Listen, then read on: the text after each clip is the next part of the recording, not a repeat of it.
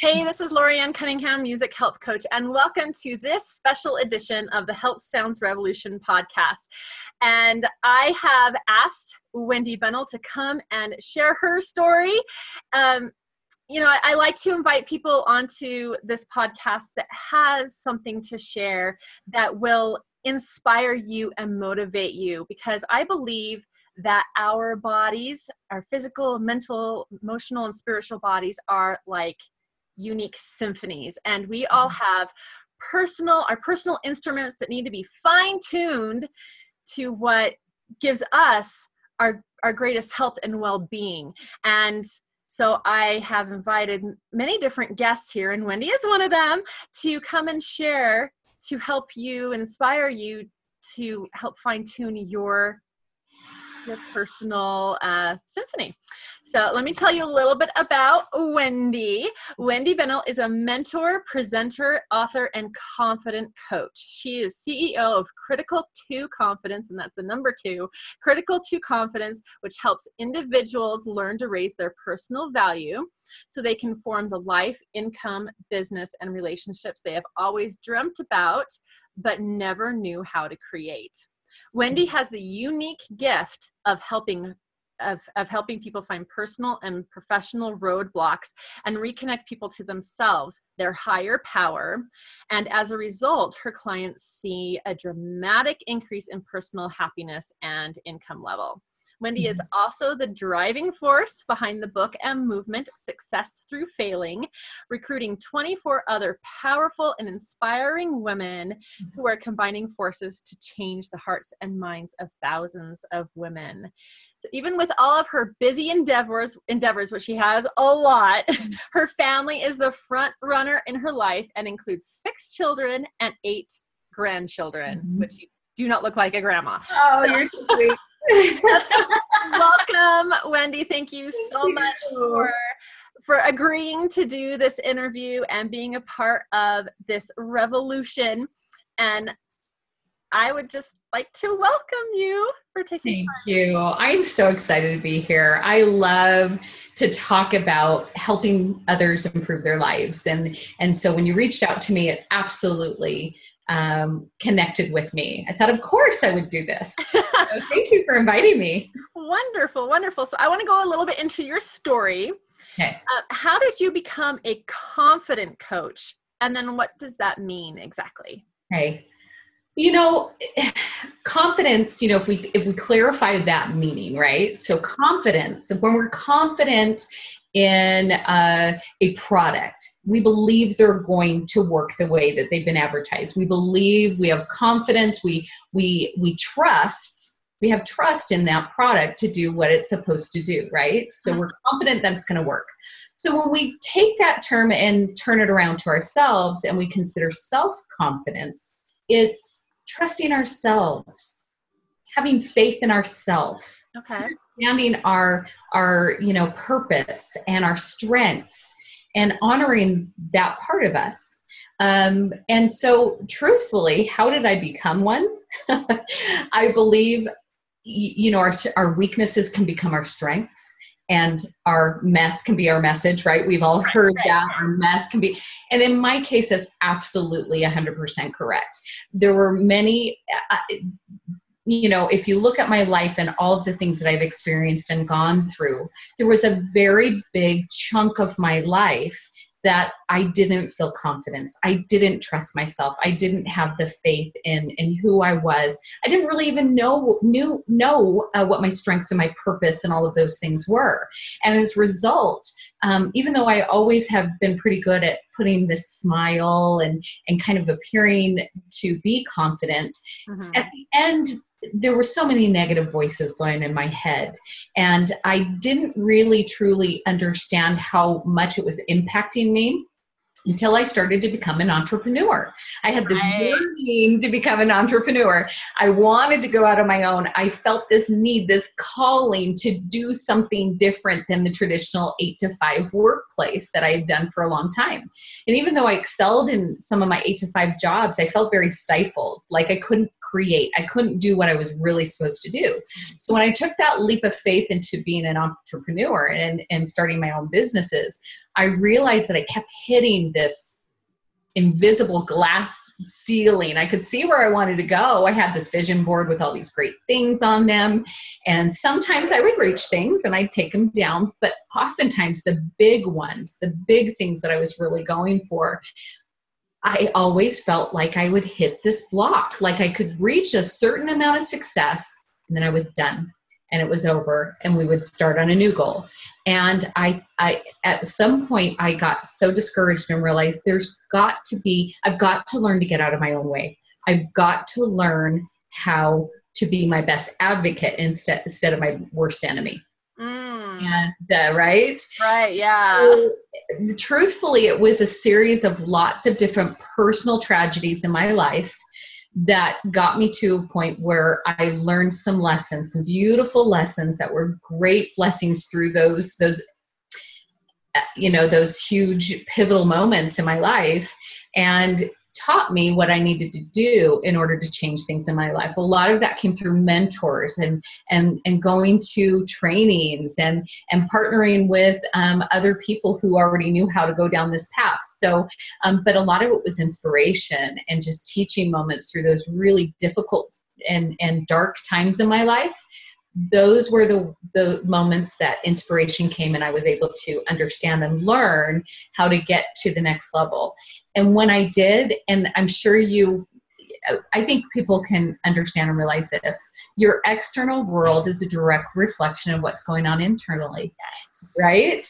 And so by working on that internal world and understanding and creating some shifts in my beliefs, my ideas, my story, I had to change my story. I was able to get to a place where I can truthfully say I am confident in myself, that I have faith in my abilities. I can see my purpose, who I am, where I'm supposed to go, what I'm supposed to do in this world. And as a result, in doing that, I noticed that everything changed. My relationships were deepened. My just the peace of my heart and my mind in honoring myself and loving myself, even that in itself would have been the greatest gift that anybody could have given to me. But then also I started to see abundance flow into my life just naturally. Clients and some of my business, just when you're confident in yourself, people pick up on that and they want to know what you're doing. They want to be with you. They want to be connected with you, because if you believe in yourself, they can believe in you too. Right? Right. So, I know that was a long explanation, but it was a long journey. Let's put it that way. A very long journey to get where I'm at. And I'm still working on it. Nobody's perfect, but at the end of the day, I can put my head on my pillow and realize and honor myself for where I'm at, forgive myself for some of the things that I might have done wrong that day, and realize that I've done some good in this world. And that is confidence. And so that's what I do, is I teach people how to turn that negative voice off in their head and turn on one that's loving and kind, and to become their greatest cheerleader and their greatest advocate. Yeah. So that's different than even what I was envisioning the definition would be. When you think confidence, you're like, okay, that it's the outward confidence, but like, I'm here, look at me. Yeah, which way is the weight room, right? Like, yeah. But you're talking like the inward confidence, like finding that peace, that joy, that love for yourself and your self-worth. And that exudes a more long-lasting and authentic type of absolutely confidence. And you know what? Because we're energetic beings, people pick up on that very easily. When you're falsely confident, right? People pick up on that, and you can't fake that, right? And a truly confident person will. I don't know if you feel this way, but this is how I feel. When you're around a truly, genuinely confident person, you leave feeling better about yourself after you've been in their presence than when you first were there. So they also help you to see the strengths in yourself. They help you to see the goodness and the value in yourself, because there's no competition there. When you truly love yourself and you're truly confident in your own abilities, you can see others' strengths. and it's not a competition, and it's not a comparison anymore. Right.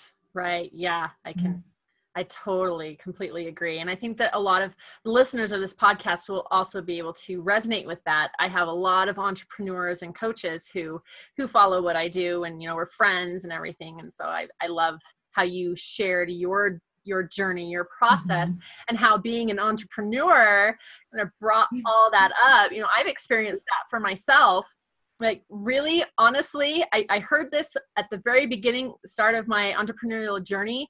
And I'm like, oh yeah, whatever. Oh, it's so true that the two greatest things in your life, like the two greatest personal development times in your life, are being a parent. Yeah, definitely being a parent, yes, and then starting your own business. Oh, 100%. If you want a growth opportunity in your world, just become an entrepreneur. Right. And the only way to go up and achieve all the things you want is to work on yourself. Really, truthfully. And I think that a lot of companies, like, one of the things I love about network marketing and that kind of a marketing platform, is that the leaders are always pushing personal develuvent, because they know the value of it. If you are going to go into business on your own, you have to have the mindset, even more so than the skill set, I believe. The skill set will follow, but the mindset is where you need to start. Well, and that excitement will come through too. So skill set isn't quite as important if you're excited with what you're doing. Yeah. So how do you feel that confidence relates to health, like your overall health and well-being? Yeah. Well, if we all know that even the doctors, the quote, the medical doctors that are practicing are really understanding the impact of stress, right? The impact of our thoughts and the things that we're doing, our emotional health is how they term it, right? And as a result, when you are not confident and that negative voice is constantly going through your mind, it is bringing down the vibration of your whole entire being. And it's also putting you in a space of stress. You're perceiving that there is a stress or something that is your body will consider that a threat, right? And if we don't process that emotionally, if we don't allow ourselves to move through that, experience it, go through it, it will physically manifest. And so I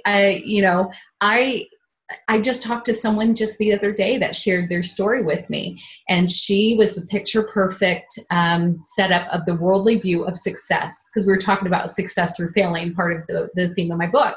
Right.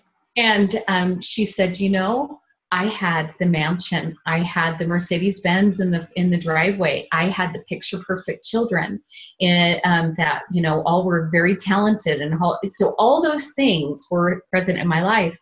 But I was so stressed and so discouraged in my life, and I hated my life. I hated myself, that I was so physically ill. I got down to about 80 pounds. Wow. She said I couldn't walk. I couldn't go and feed my children. And so you can see that absolutely what we think, what our thoughts, our perception of who we are is going to have a direct result on that and have an impact on our health. It will come out one way or another. Yeah, so. I feel like that you're talking, like, you're just mirroring what I've gone through. When I've talked about, except for the whole 80 pounds thing, mine is not putting on 80 pounds, but just because when you don't work through the self-talk and just what's blocking you, whether it be from obviously personal experiences, because that's what we build upon, is our personal experiences, but how we grew up, some limiting, I hate this term, because I think in the entrepreneurial world, at least, it's thrown out as, it almost feels manipulative to me, but limiting beliefs. But that's triggering me. That's something I need to work on. Anyway. It really is. I mean, if you can think, it's your story, it's your limiting story. Change it to story then, okay? A limiting story. Because we all have stories, right? Right. We all have these ingrained beliefs or things that we adopt as truth. And a lot of times we wrote those stories when we weren't cognitively developed enough to really understand whether they were true or not. So when when you decide you're not good enough at 5 because an adult tells you something or experience, it's going to carry through with you, and it will impact how you create in your life. You will continually come up with, and even with health, for instance, my daughter kept having a very, very difficult time getting to her goal in terms of her weight. She was really struggling with losing about 40 pounds that she needed to lose after she had a couple of kids. And she would start a good eating, healthy eating plan, and she would sabotage herself. So she finally reached out to me and said, "Mom, what can I do to work through this?" So we went back to an old story that she had adopted at 15 when a boyfriend broke up with her and told her that she wasn't good enough and he never loved her, and she wasn't good enough for him. And she adopted this belief that she wasn't good enough. Well, how do you treat yourself if you're not good enough, right? Right. How do you naturally do that? You're going to be feeding yourself unhealthy things. You're going to be not taking care of and moving your body. But the moment I helped her rewrite that story and adopt some different beliefs, she then all of a sudden started to utilize this knowledge, and naturally our subconscious if we believe that we are healthy and strong and vibrant, our actions will naturally, it's just easier. Right, it's an easier process to get on a path of eating healthy and moving your body because you love yourself.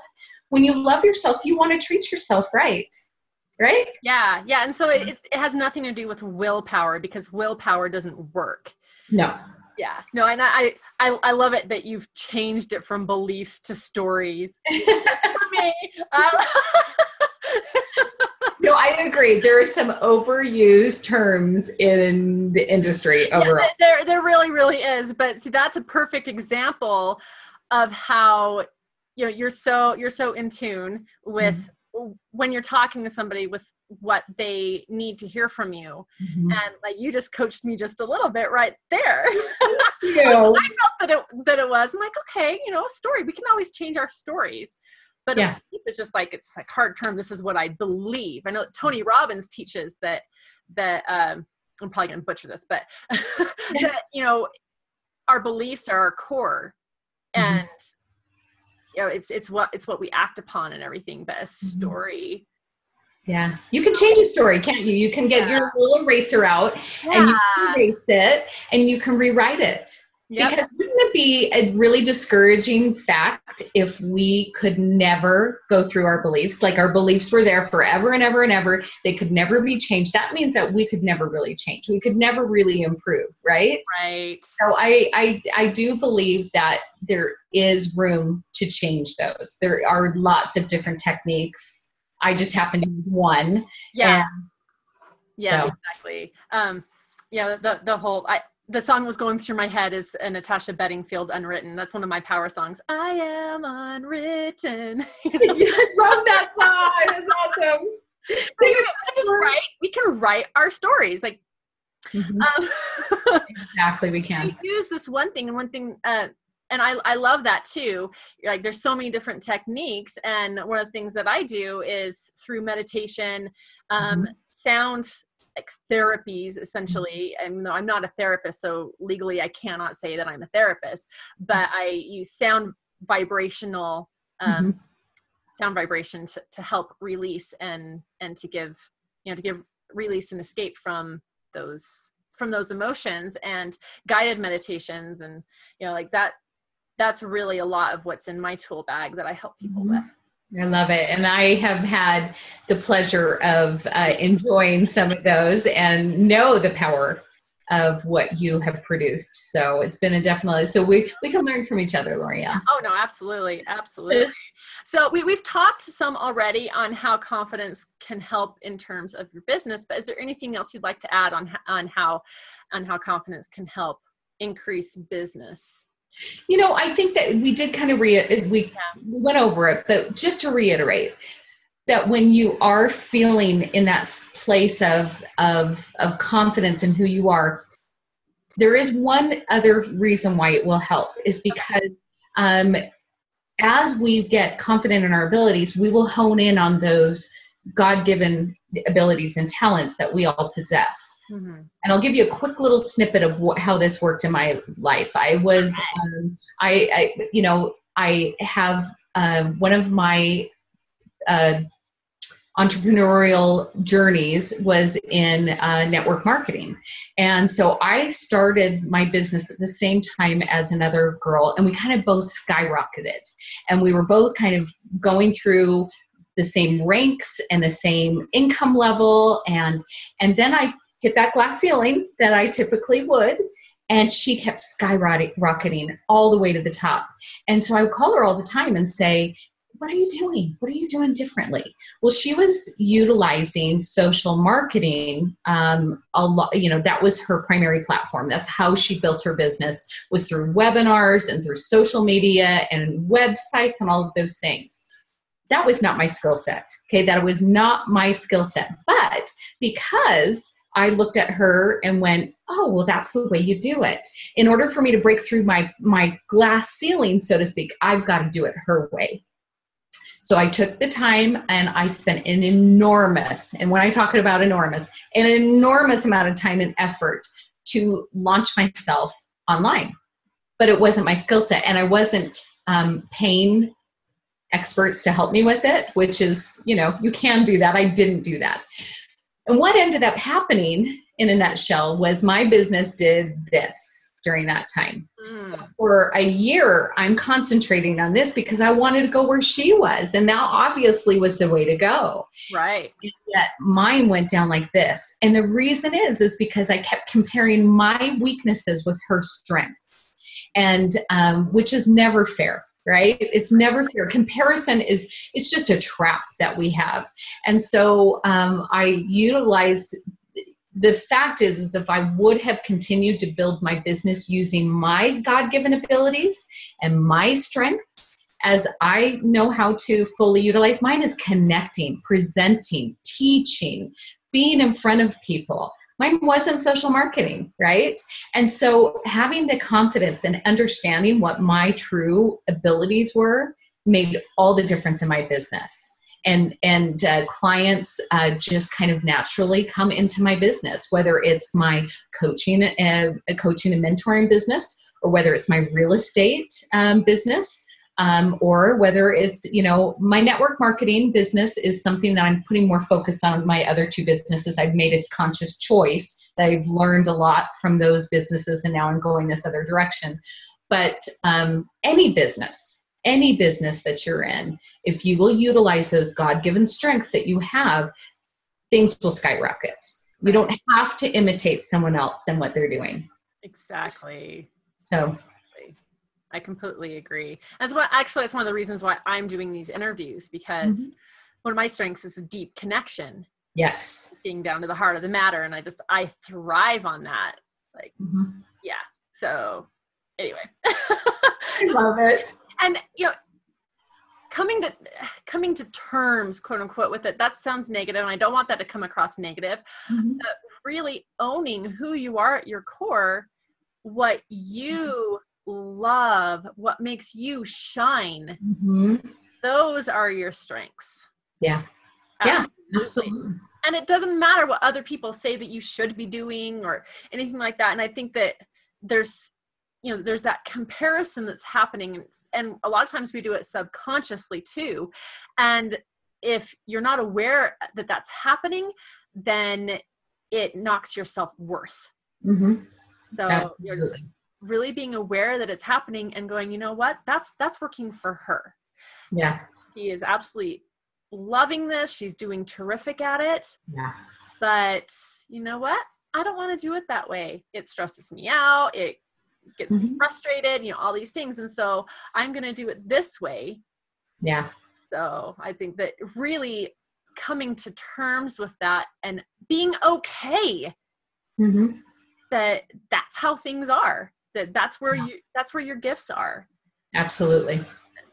So there was my little rant for this interview. Love it. Love it. No, we're on the same page. And that's one of the 5 steps that I use for my critical to confidence is learning to not compare and finding those unique qualities. A lot of people don't know what that is. I was shocked. I was surprised at how many people they knew that they were good at certain things, but we dig deep and we really get to the heart of who they are and what excites them.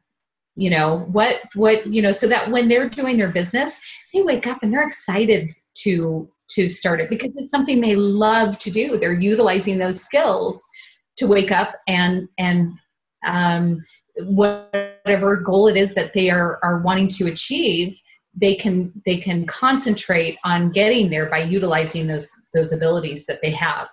And that when they exercise them, they feel joy. We feel joy when we're exercising those things that we were given, right? Yeah, and it lifts us up. It energizes us instead of like really drains us and go, oh, I need to do this today. Exactly. Exactly. So that is a perfect segue into my next question, which is, what can someone do if they want to start the process of feeling more self-confident? Okay. So when I was at my lowest point, and I won't go into the whole story at this point, but let's just suffice it was so low, I was on my knees. And I was just praying for guidance of what to do next, because I honestly I felt my purpose was no longer needed in this world. And so I almost felt at that point that I wasn't really necessary here anymore. I mean, I was that low. I didn't really think that. I felt like I had failed at life overall. So I'm on my knees and I'm pleading for help. What should I do next? Because I've obviously failed in life and there's no use continuing on this path. And my answer was gratitude. It was gratitude. And of course, at that moment, I'm going to be honest with you, Lori, I got that answer and went, what are you talking about? Like, seriously? Did you not just hear what I just griped and complained about? Like, you're telling me gratitude, really? Be grateful, woman. Yeah, exactly. That's how I felt. But truthfully, over the course of the next little part, it took some time to understand what that meant. But I remember thinking, I'm so low, there's nothing to be grateful for. But then I would walk outside and see this amazing sunset and go, thank you. Thank you for this amazing sunset. Thank you for eyes that can see that sunset, see those colors, to see this. Thank you for my ears that can hear the birds around me. Thank you for that mountain that I get to see right there that's now starting to bud with new life. Like, I started to just notice nature and started to notice and appreciate and have gratitude for my own just personal body. And then as I started to do that, what happens, and you with music should be able to understand this so easily. It's like tuning a radio. And as soon as you tune that radio, you are all of a sudden in the highest vibrational level you can be in is when you're in love or gratitude, right? And now all of a sudden you're connected with a higher source than yourself. And inspiration comes and understanding comes and all of those things. So as I'm doing that, and you cannot be in a place of misery when you are in a place of gratitude. You're completely present, like with your meditations. You're completely at peace because you're not stressing about the future and you're not worrying about the past. So there's no anxiety or depression in that moment. And as you're doing that, you're also reflecting on some of the things you're grateful about yourself. And that's where it begins. Now, I have some really great exercises that I work with my clients to teach them how to really get to that place. Because it's easy to say, get out a gratitude journal and just kind of jot some things down. But if you're not really feeling it and you're not really there doing it, it's not going to do you much good. Right. So one of the things, I'll tell you briefly, one thing I do that has completely changed my life. And so if someone wants to try it out, I encourage them to, because it really has made all the difference in my life. So in the morning, in my power hour, I do a gratitude exercise. And because I have, okay, let's just face it, I have ADD. That is just the way it is. I think most people really do, to be honest. Have some form of it, because we live in a society that, everything is right at our fingertips. Like, like Yeah. want to do something, go, oh, and there's like constant distractions and bells and whistles. It's like the Pavlov's dog thing. Exactly. Anyway. No, I agree. So for me to really get present and focused, for me, this is what works. So I actually turn on beautiful music. Music is huge for this, right? Woohoo! Yeah. And then I turn on for me, writing it's not enjoyable for me to with a pen and a paper, but I type really fast. I like to use a type situation. So I go online and I go on a program called Penzu. There's lots of different journaling programs online. So I have the music going on and I'm typing and I'm typing out what I'm grateful for. And I make sure that it's at least 5 minutes of pure just focus on gratitude. And by the time I'm finished with that, if I didn't want to get up before, now I'm recharged and I'm ready to go. And I'm open to that inspiration. Well, what should I do today to improve this part of my life? What should I do to improve my relationships or my business or whatever it is? And I started off with that gratitude exercise. It truthfully has changed everything. That's so spectacular. And I love how you've taken what you don't like to do and you found a way to make it so that you do like it. Because I encourage people to handwrite, because like there's something that happens from your pen and writing it, to your brain. There's that connection that happens. But if it's something you don't find enjoyable, then you're not going to do that day in, day out. So I love that you've done that. There's a couple of things that you mentioned that I would love to point out. Yeah.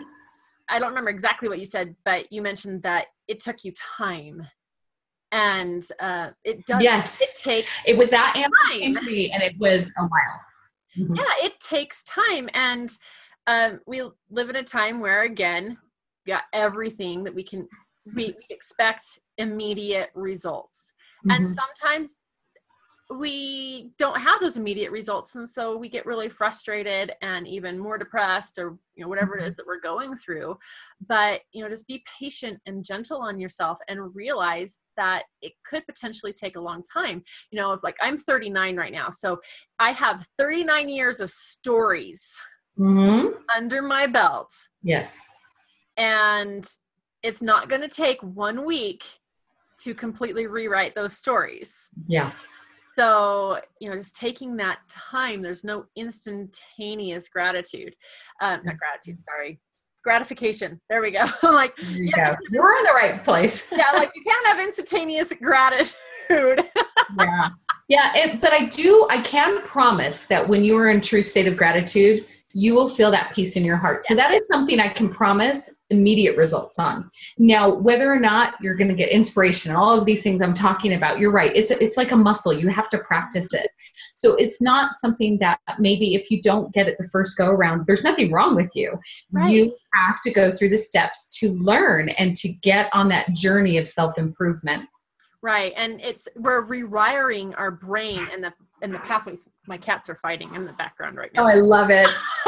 I was on a webinar the other day and my dogs were chasing each other. And then I was like, oh, you heard this all on the wood floors. hey, it's our life, Yeah, exactly. Anyway, so, our brains are like an old record. I know that we can remember actual records and the grooves. And the more that you play it on that groove, the deeper and more ingrained it is. And so when you're wanting to change, you need to pick up the needle, put it in a different spot, and start getting new grooves in your record. And so you will start to see okay, I'm having some success here. And so you keep on doing it and it gets easier and easier as time goes on. All right. So how has this impacted your life? It's changed everything, Lori. Seriously, it has changed everything. I look at my life and my businesses are flourishing, but more than that, it's my relationships and my relationship with myself. To be able to go to sleep and truly, truly appreciate the person that I am, and to love myself and to see that higher, that I matter in this world is huge. Now, it's also inspired me to do some things that I never thought I would do before. And one of them is a couple of years ago, I had a distinct impression that I needed to use my gift of communication to heal the hearts and minds of others by speaking and communicating. And so I've been presenting a lot, and I love it. I find so much joy from it. And of course, my mentoring and my coaching business goes right along with that. Mm-hmm. But now I'm putting together an amazing book. And I have to give kudos to Lorianne because she's a part of it. I am a part of this book. Yes. Both being sharing my story and creating the music. Yes. For launch and stuff. So I'm so really excited. Honored to be a part of this life-changing movement. Yeah, it really is. It's more than a book. It's a movement. And it is, so basically there's 25 total authors. It's called Success Through Failing, Finding Our Greatest Strengths in Our Darkest, or our Greatest Gifts, in Our Darkest Hours. And so it's really just stories compiled by myself and 24 other inspirational, influential women who believe that they have success in their lives. And I truly use inspiration to approach every single author.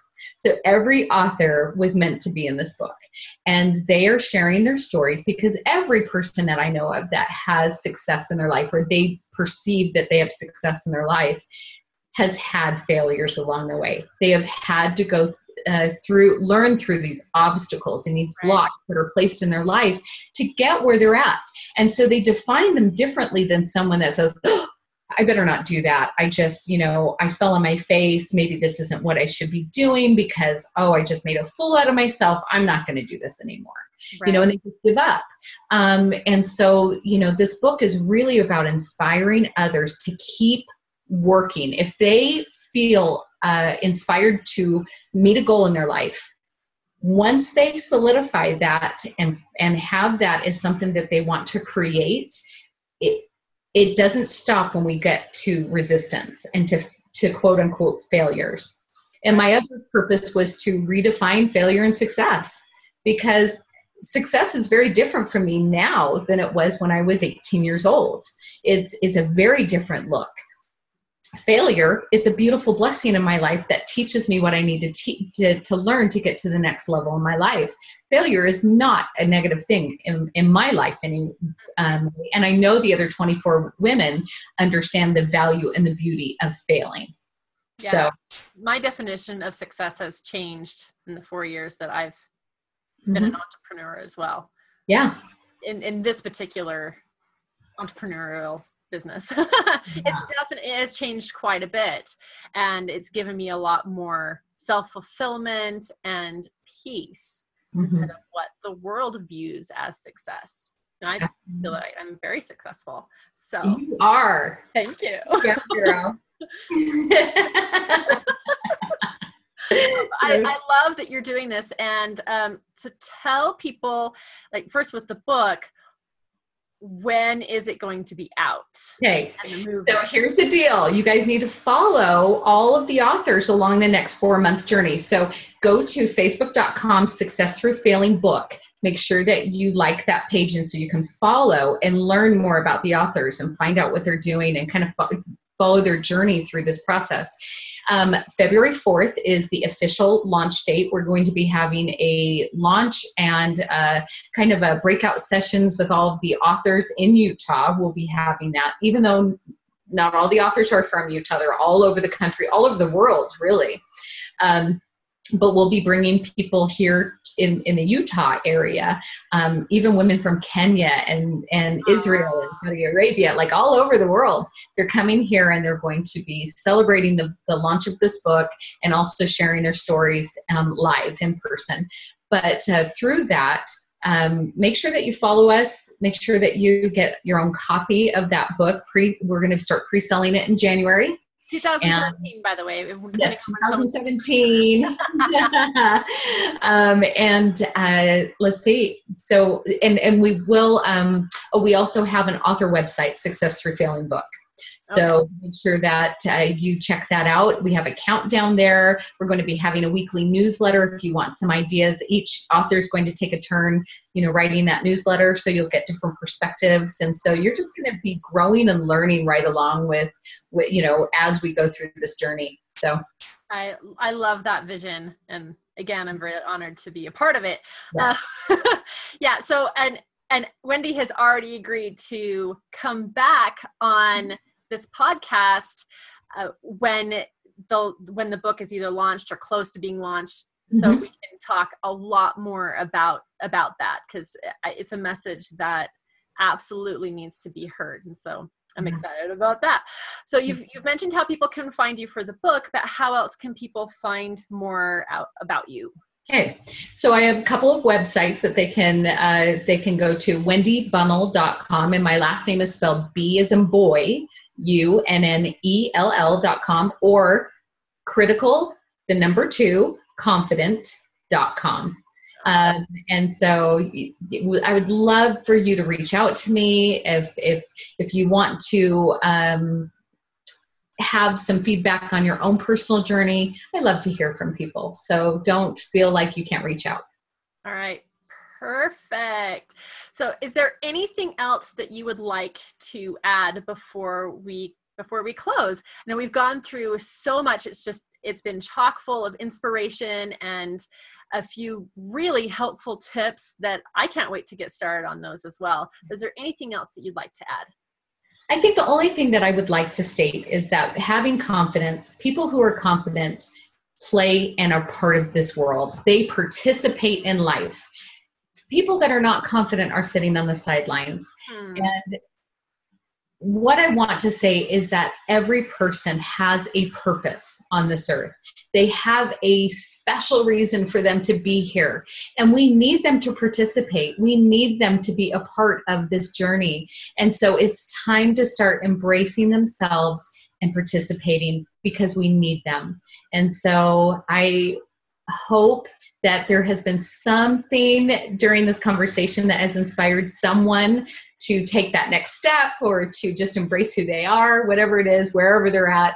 I hope that it's touched at least one person's life. Beautiful. Thank you so much. I needed to hear this message today too.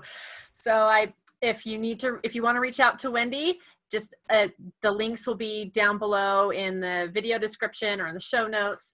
And stay tuned for the next episode in the Health Sound Revolution podcast. And I will see you next time. Bye. Bye.